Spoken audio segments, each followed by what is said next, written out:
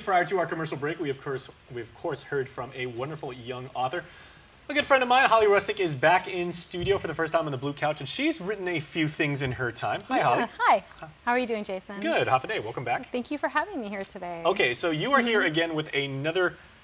Should we call it a literacy project? Because when you're dealing with storyboards and everything, it's almost like visual literature, correct? Well, there's a combination of visual literature and then, of course, prose, poetry, essays, artwork, photography, so the whole gamut, really. Okay, so this is actually a lot broader than I thought. Okay, yes, and when I think of storyboards, I'm thinking of, because I'm a marketing major, the things that, ad execs put together. But also because, like, some of my best friends are Palauan. Palauans have, like, some of the most elaborate, beautiful storyboards you will ever find in the world. Yeah, they really do. Okay, so how are we actually examining these storyboards and, who can avail of this? Yeah, so this is at the University of Guam, and it's a really great project. It's an academic peer-reviewed storyboard journal, so it's a literary journal.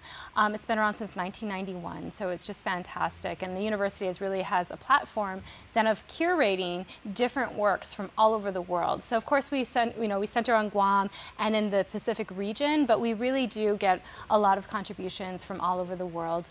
Even a place in Australia yesterday emailed me and they're like, hey, we're trying to curate some literature and we saw your storyboard and we would love to have a copy. So it's just really cool how much this has really elevated and fostered literary writing within our region. Okay, so what are some of the parallels between, because we say, like, Pacific cultures, we've got so much in common, and yet there's these big dissimilarities that make, having our neighbors such wonderful, wonderful resources to learn about and everything like that.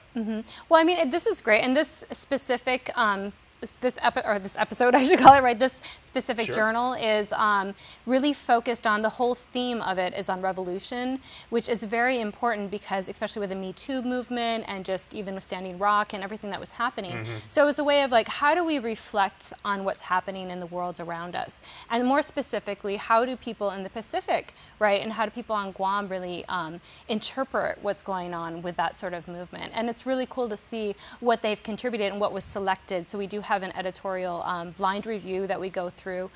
So it is a very rigorous process. Yes, it's a very rigorous process. It's very, special when you're included in this, and it's very good for writers, of course, and artists to be, to have this on their resume, so to speak, right? Okay, Holly, I got to tell you, I'm loving the theme because, like, if it's all about revolutionary, so many nations and islands in the Pacific invariably go through, rising up, or they were colonized, or they were visited by somebody, and then they wanted to take back their. So it's about, like, expressing imagery of great change, is it? Yeah, absolutely. And it's not always a war necessarily. Like, revolution is broadly defined. And that's what's so great about this is it's interpreted through so many different ways. So yeah, there's photography, like I said, artwork, essays, poetry. And it's just from different point of views. And of course there's different themes. Sometimes we don't have a theme. For 17 we have the theme, and for 18, which will also be coming out this spring, towards the end of April, early May, and that was, the whole theme was on sustainability. So completely different, but it was just really cool to see what sustainability means to people as far as through traditions. It's not just all about the environment. So some people think sustainability, oh, that's conservation.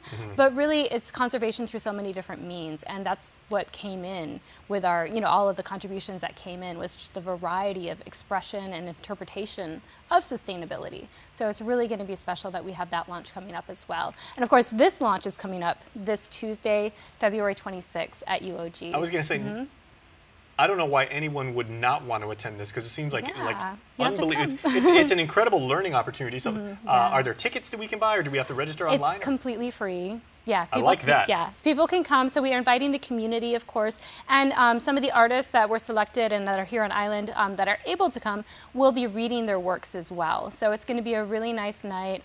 We have a bit of food. It's going to be a really nice celebration of. That's another great four-letter word that I know of. Food. Yes, food. Free food. There you go. So yeah, it's going to be really nice. And of course, we had the co-op come in, Payless. We have some sponsors to help with a little bit of the food. food. It's not like a full-on dinner, but there's going to be some nice food, and it's just going to be a nice environment from 5 to 7 p.m.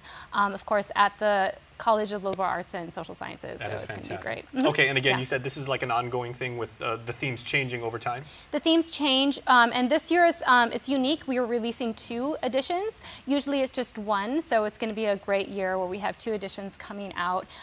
So yeah, and then they'll see the call for submissions as well. So we will put that up towards the end of the year, maybe early fall-ish, right, where that will come out. So then people, if they're interested, they can also submit for the next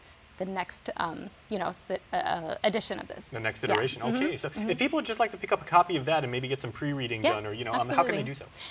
Well, they can contact UOG Press, who is actually publishing this. So, and they can also come Tuesday, February 26th. They can come that night, and we'll have this and as past editions also available for sale, and they're $10 each. All right. Well, thank you so much. Thank you, Jason. We will see you there. That is going to be an unbelievable event. So thanks for putting it together. Yeah, you're welcome. Thank you. All right, and thank you for watching. But don't go anywhere. Oh, please, because we got a lot more coming up after this. Stay tuned.